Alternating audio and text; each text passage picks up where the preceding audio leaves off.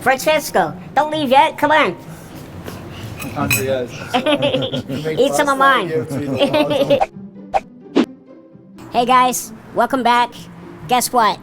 Downtown again. I heard of this fantastic restaurant called Rosa Blue. It's an Italian restaurant and it's supposed to be really trendy right now. A friend of mine told me about it, so I'm gonna head there, see what it's all about, and bring you guys with me to show you. So come along for the ride. I don't want to jinx it, but it looks like there's no traffic. Typical LA, as soon as I said that, look what happened.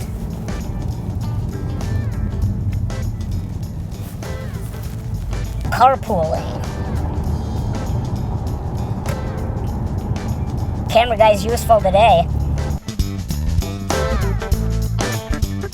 When I was growing up as a kid, we couldn't really afford too much. So my favorite pasta was SpaghettiOs with the little hot dogs on them. Since then, I like a good bolognese, but I don't know really, what type of pasta goes with what, fettuccine or even all the different kinds of pasta that there are. What pasta goes with the meat sauce, cream sauce, butter sauce, all the other sauces. So hopefully going to this restaurant, I can learn maybe a little bit more about that. So when I do go to another Italian restaurant or somewhere, I'll know a little bit better on what to order. Downtown's kind of a mess. You have one-ways all over the place and you don't know which one you gotta take to get to the next street, so it's always confusing, at least to me anyway. But it's always worth it for the good food. Hey, Steve. Hey, Verne. What's up, man? How you doing? Good Not to too see bad. you. I heard a lot about this place and I wanted to come and check it out. Kind of hungry. Can I get something to eat? Sure. I know a guy. So we're not open yet, though, so why don't we have a seat at the bar while we get some stuff ready for you. So I heard this is like really the up-and-coming place. It's really hard to get a reservation and people are like really clamoring to get in here. Well, thankfully things are going pretty well, so can't complain. Well, that's a good thing, definitely. It is a good thing. I'm looking at the architecture and your mural in the background. That looks amazing. Thank you. Who came in and did that for you? We had a group of local artists. We wanted it to represent Los Angeles, but also Bologna, which is the city where my mom's from, and I grew up spending summers there, and kind of influenced my career as a chef. The two cities that helped be the source of inspiration for the restaurant. No, that's amazing. Yeah. When you were a kid, you lived in LA? Yes. And then you traveled back there for your grandparents? Yeah, my grandparents lived in Bologna. My mom was from there, so we'd go almost every summer to spend summers over there with them and got to eat all kinds of great food. And your life is around the dinner table. Like you spend hours of your day eating with family, so it definitely had a huge impact on me. This is a big, wide open space. About how many people can you fit in here? Well, we can fit about almost 100 inside and then probably another 70 outside.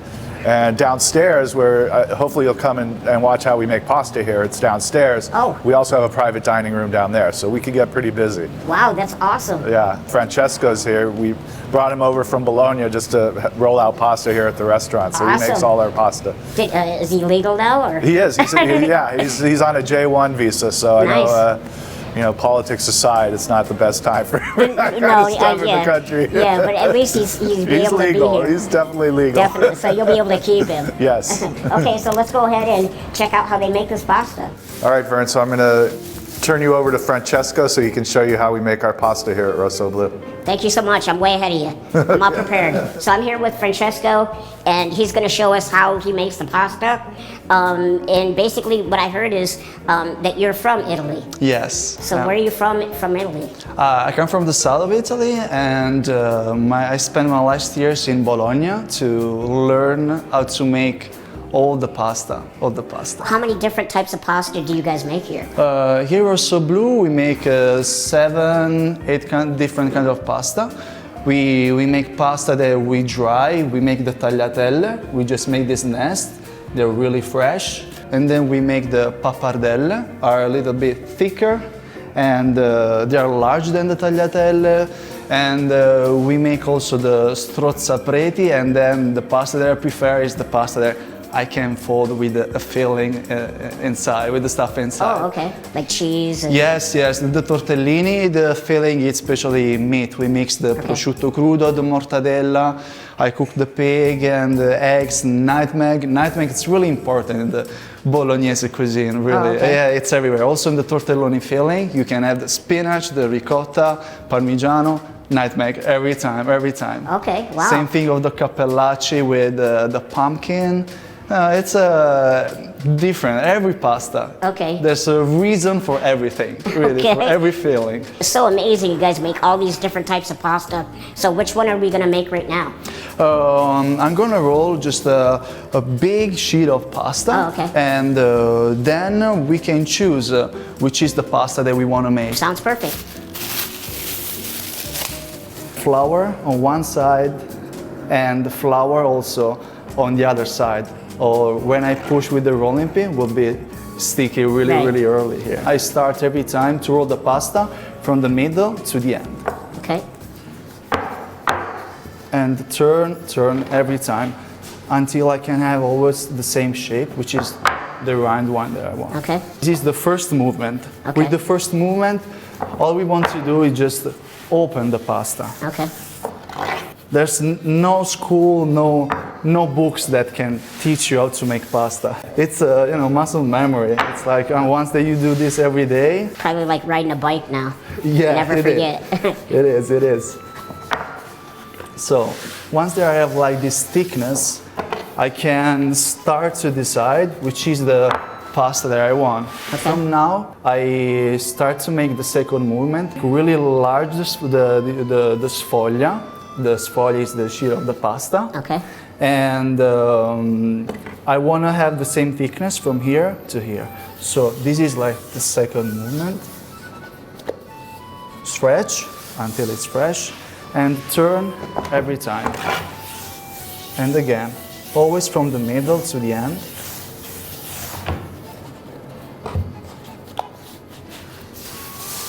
I want to open the middle and turn again. The important thing is always turn every time, so you have always it's uniform, you know. Okay. We can't have like a side that's too thicker from the other. Then when they cook the pasta, why a side it's al dente and the other one it's overcooked. Okay. So same thickness everywhere. Okay. It's also really relaxed to make pasta. And then I check with my hands while I make this movement if I see that something is like this, you know. So when I push, I can feel that from this side or from the other side, it's no uniform. Here at Rosso Blu, we make the tagliatella like in Bologna, like in every place that I used to work. Really, really, really thin. We are almost done with this. It's almost like a piece of cloth. Yeah, it is. You'll see at the end. Remember, it was in the beginning, it was just Yeah, it's just a bowl. Look now. wow, that's amazing. It's really thin. I think it's a good. Do you think so? It looks amazing to me, but I'm no professional. So this is one that you had already done? Yes. After I dry, yeah. Okay. So now we're cutting the pasta? Yes. After I cut the pasta.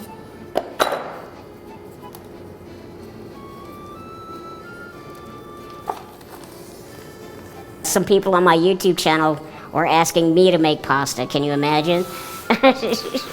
I'd rather watch somebody else do it. You can. Everyone can make pasta. Then, you know, it's just passion to me. It's just passion. If I want to learn, I'll come to the pro. I'll learn from you. Thank you again so much for showing me how to make pasta. Thank you. Really appreciate it. Now I can't wait to try it. Yo, Steve, kind of getting hungry here. Let's eat some pasta. Sounds I great. had to show you how it's made first, right? So you could appreciate it. Definitely, and I really appreciate it now. It's a lot of hard work that goes into that. Let's go eat. Sounds great.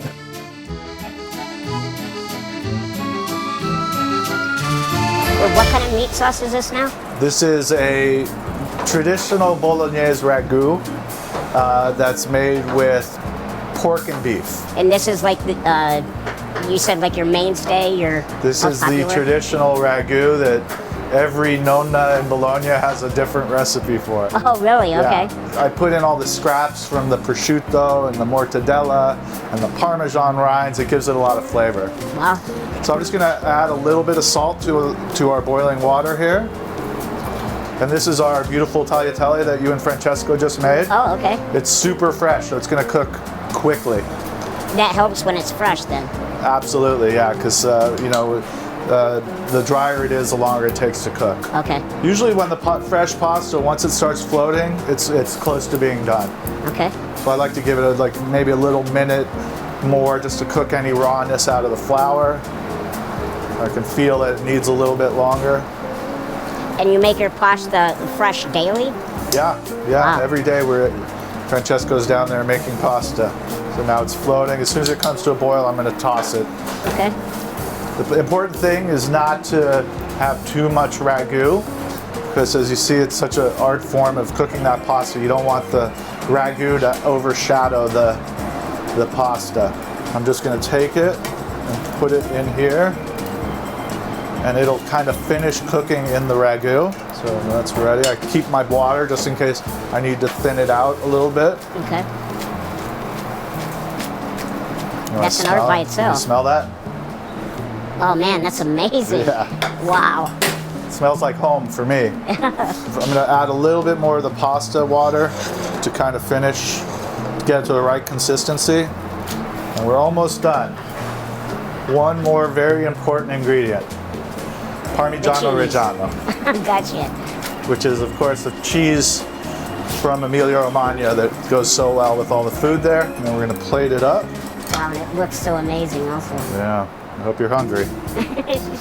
And we'll just finish it with a little more grated cheese. And then you decide if you want rosso or blue. It doesn't matter to me, but they both look the same. Okay, great. Well, let's go try this. Sounds great. I've seen how the pasta was made. I've seen you cook it. And what's the dish that you just made? Tagliatelle al ragu. Tagliatelle Al ragu. al ragu. Everywhere else in the world, it's a ragu bolognese. But if you're in Bologna, you don't need to call it ragu bolognese. It's Because you're it's just there. ragu. Okay, ragu. So I can't wait to try it. Hands? Wow, Wow. that's a good trick. It this smells is so it. amazing. Bon appetito. Buon appetito, the moment of truth. The moment of truth.